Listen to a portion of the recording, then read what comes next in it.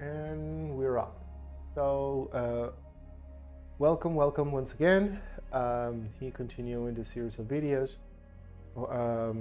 that hopefully takes us smoothly to a methodology for prioritization areas for biodiversity conservation. Specifically here is for 94 species in Mexico state, and with the idea that those areas can withstand the environmental conditions for the set of species. In this case, I am working specifically with amphibians, only 10, because I am mostly interested here into the whole practical process of the methodology, not the in-depth theoretical part. In past videos, I have already done the variable selection, the calibration, and the last part that I was trying to explain, that I explained, was the projection of the given sets of models that we were doing. So let's go ahead, and I'm going to keep putting a little bit more of the introduction of this, at least in the beginning. So let me just bring very quickly. What you saw a moment ago is technically the place that where we are right now. But there's another thing that I would love to show you, which is this image. What you saw, like in here, is an older version of the methodology, like when we were starting to build the project and the intention, right?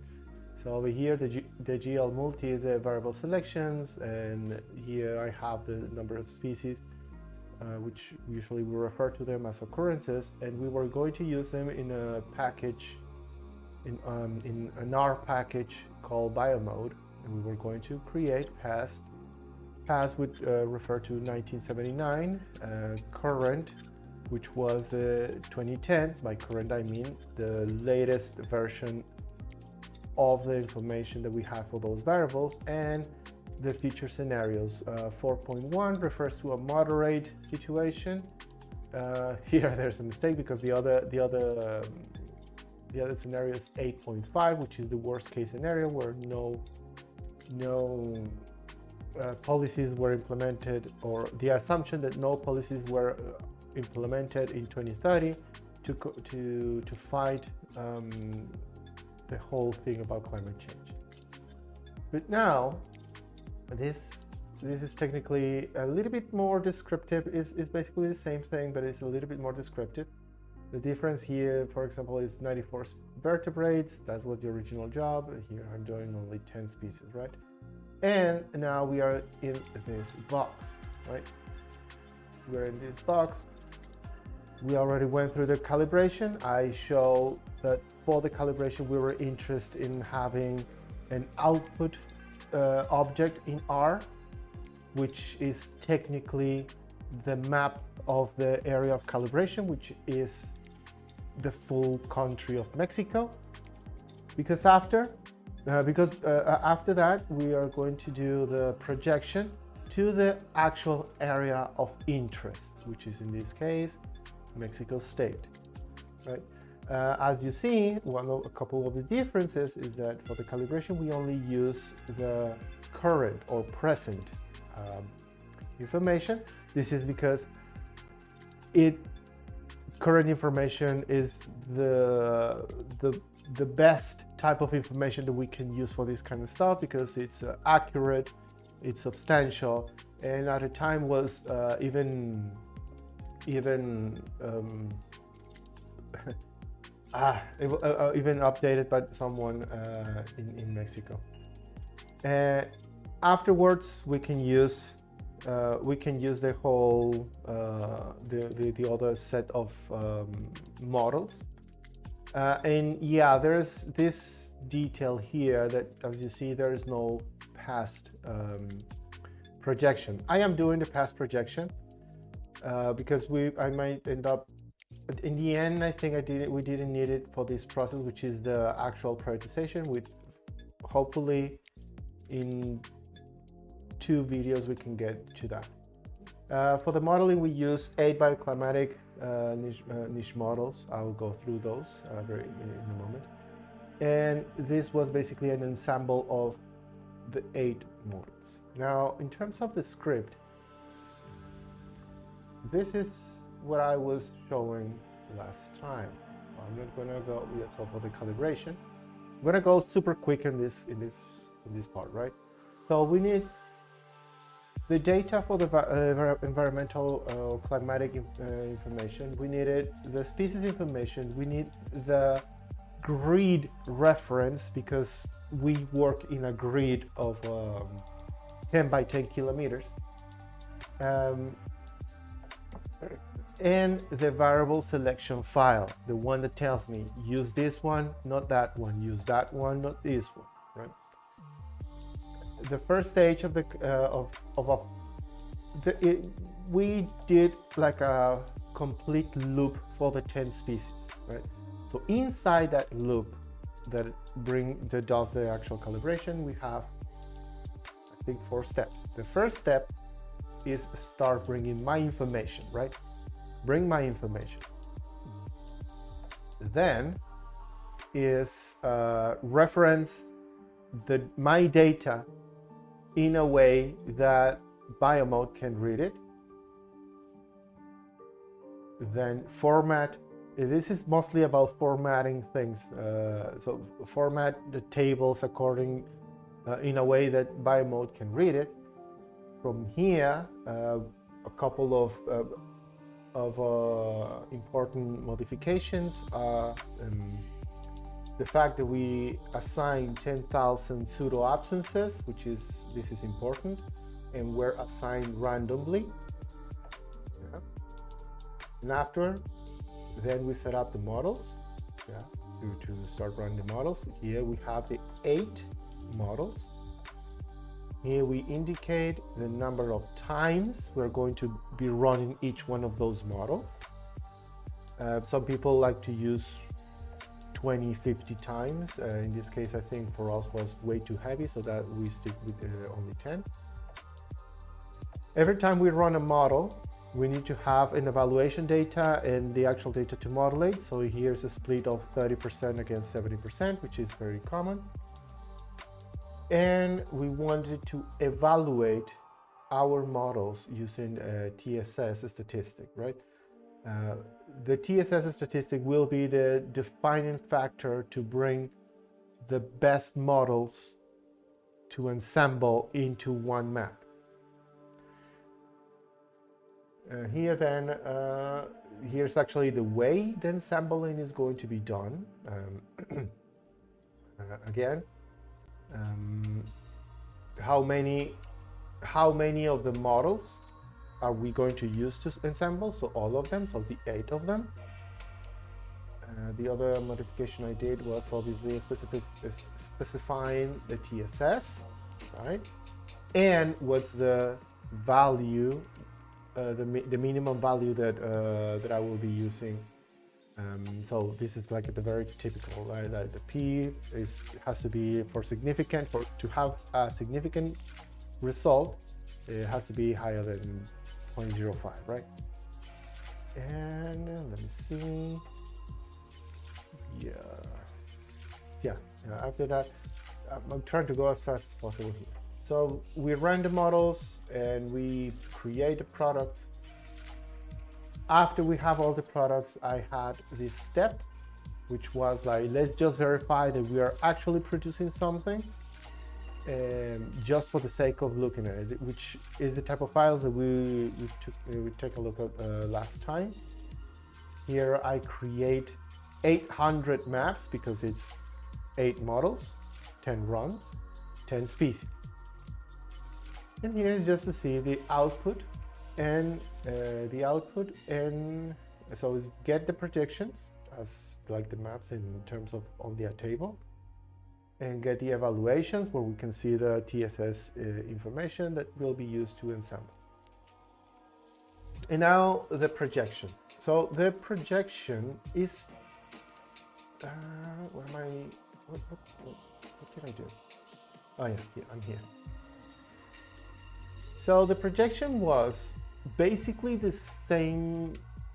Yeah, the difference between the calibration and the projection is with the projection, we can use the previous product and then we can, for example, in this case, it was Mexico, right? So I can use that calibration information and then just focus it on Mexico State, or focus it in the south of Mexico, focus it in the north of Mexico, and change the resolution, which we did in this case, from 10 kilometers to 1 kilometer, right? So that's the thing that is going to allow us. So, sorry. So for that, the only thing that was needed is to have the reference and the information for the environmental or climatic data at 1 kilometer, right?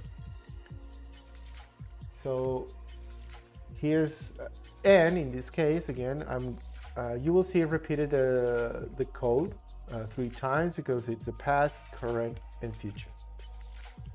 I didn't run the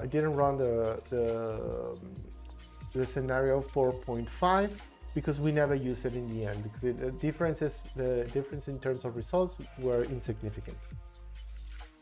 So the first things that we need to bring here is the variable information, then the reference, the grid reference of 1 kilometer per 1 kilometer.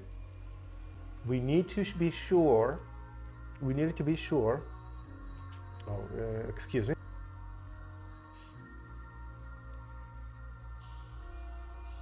Okay, so obviously we need to be sure that the variables used in the calibration were exactly the same as the variables, the variable file at 1 by 1 kilometer, right? Same order, same numbers, everything the same. Let me see. So I think I can run this very quickly.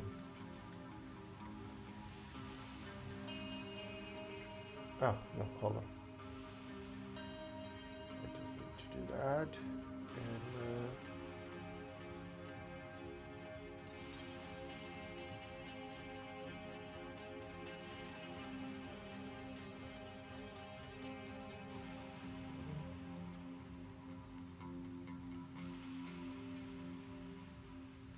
okay, yeah.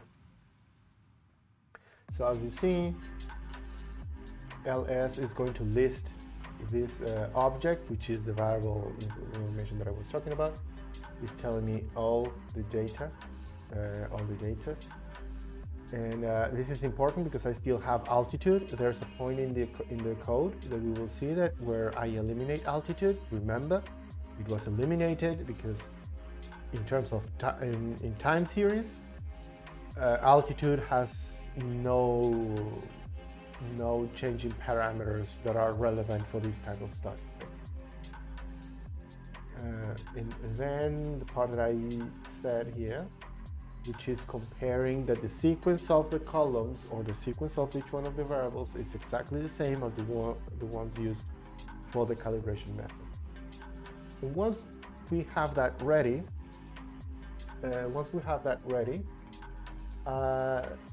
we start once again formatting our information. So we need to bring the variable information here. As you see here is what we're going to eliminate. So, for example, I'm just going to show head. I have it already. Okay.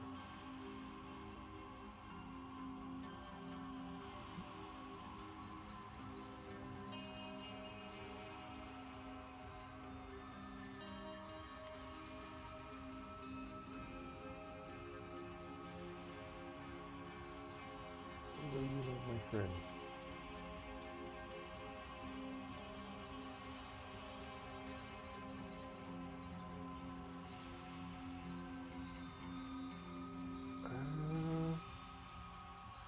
No, I'm sorry. Sorry. the place where we eliminate the variable of altitude is in the selection from GL multi. That's where we eliminate, because we always place 0 as a selection, right? 1 second.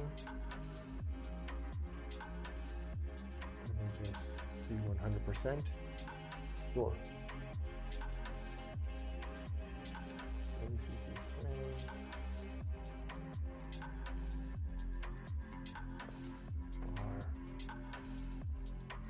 Yeah, this is... okay. So here,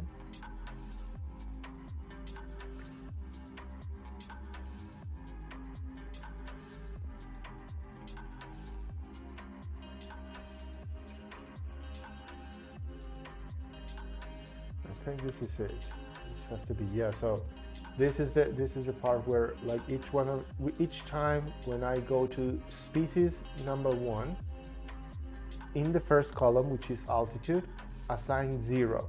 So this is where I need to comment this. So here's where we eliminate altitude, right? And then we start using the climatic information accordingly. Once we have the variable information ready, we bring the calibration information, which is these 2 lines, and then we set up the projection. So for the projection, we need to call out, so if you see 100, the line 186 and 190, yeah, this is where we need to call out the output information from the calibration. We give the name that we want for the projection data that we will be creating. Here we bring the variables one by one in the meter, and then once again we need to select the models that were used previously. At this point, we are not working with ensembles, but we are bringing all the products from the calibration. Here we have the reference, the X and Y reference. Here, the reason why I have this, hold on, X minus X and Y. Yeah, the only reason why I have the -1 is because I am always eliminating the ID of each one of the grids, because I'm just interested in the X and Y identifier values or coordinates, right? We keep the TSS. We keep the TSS as the evaluation method. And this is quite important for the step when we work with zonation and the prioritization method, which is the uncertainty models, right? Because we know that models are not very like 100 precise things. These maps of uncertainty will tell us where is more likely to have a bad prediction. That is basically what's going on. Maybe I will go in depth when I'm doing the prioritization in further videos. So we have that, and now this is where we do the ensembling. Yeah, we need to have the projection information that we just produced over there, and the ensemble information which is coming from the TSS evaluation done during the calibration. And that means the best models created during the calibration are going to be used as reference for the projection. How am I in time? Oh gosh, I need to finish this one. Hopefully this explanation makes sense, and in the end we just need to save each one of our products, right? The video went a little bit more longer than I expected this time. What follows here is a repetition of the same code, just changing for current time and for future time. So to close this video right now is once we have the projection information, or once we have the projection, this uses the calculations with the 1 by 1 kilometer environmental information and the models, the best models produced during the calibration. That's in summary how we can have a projection ensemble model. Right? There are in the next video we'll go into how to produce the maps, like in the simplest ways. I need to figure it out because I just found out that one of the packages needed to do that is not available anymore and is not possible to assemble. So I need to figure it out which kind of package in R can be substituted. So if I cannot have that for in a couple days, I'll try to do an extra video explaining a little bit on going a little bit more in depth of the script that we just did. And yeah, just as a last note, keep in mind that all these scripts and all these things that you see over here is mostly about using a pre-written example, right? These you can use it and adapt your names and adapt a couple other things like the evaluation method and the models. Maybe I will go in depth how to modify or why to modify, why TSS in the following video. Okay, so as for now, thank you very much and see you in the next one. Bye-bye.